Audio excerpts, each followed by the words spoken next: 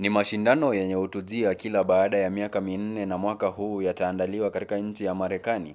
Hii ni baada ya Argentina kuibuka washindi wa mwaka wa 2022 yaliyoandaliwa nchini Qatar.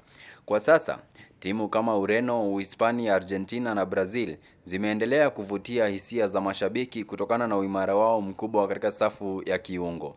Wachezaji wao wenye ubunifu na uwezo wa kumiliki mpira wanatarajiwa kuwa silaha kuu katika michuano hiyo. Kwa upande wa ushambulizi, timu kama Uingereza, Ufaransa pamoja na Uhispania wanatajwa kuwa na safu kali zaidi za ushambuliaji, zikiwa na wachezaji wenye kasi, ubunifu na uwezo mkubwa wa kufumania nyavu. Uhispania pia imepata sifa kwa kuibuka na kizazi kipya cha wachezaji chipukizi wenye vipaji na nguvu mpya, ikiwemo washambulizi wa Barcelona Lamine Yamal na mwenzake Fermin Lopez, alkadhalika beki wa timu ya Real Madrid Dean Huijsen, hali inayowapa matumaini makubwa ya kufanya vizuri. Wakati huo, Uingereza inaonekana kujivunia kikosi kipana chenye ubora katika kila nafasi, jambo linalowapa faida kubwa katika mashindano marefu. Hata hivyo, Ufaransa inaendelea kuungwa mkono na baadhi ya wachambuzi kutokana na mkusanyiko wa vipaji vya hali ya juu iliyo nao.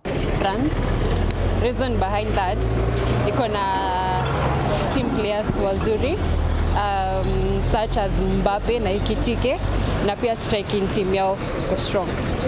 Huku wengine wakiamini kuwa mabingwa watetezi Argentina wana kila sababu ya kutetea taji lao kwa mafanikio.